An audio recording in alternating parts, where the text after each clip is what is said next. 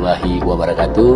Saya Dr. Yunasri MKes, Kepala Dinas Kesehatan Kabupaten Aceh Tengah, ingin menyampaikan informasi di tahun 2020.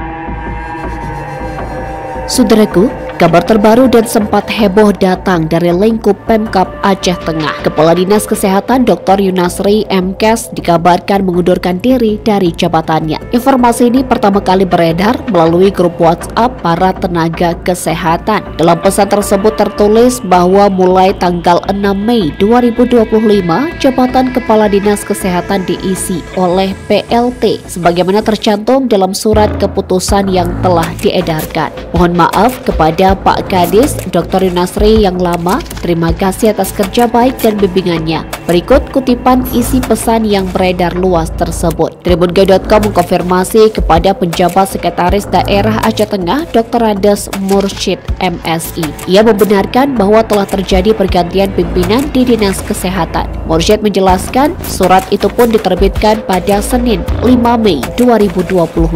Meski begitu, hingga berita ini diterbitkan, Tribungai.com belum berhasil menghubungi Dr. Yunasri secara langsung. Nomor kontak yang bersangkutan diketahui tidak aktif atau sedang tidak dapat dihubungi. Belum diketahui secara pasti alasan pengunduran diri Dr. Yunasri. Dari Aceh Tengah, Romadani, Tribun Gayung.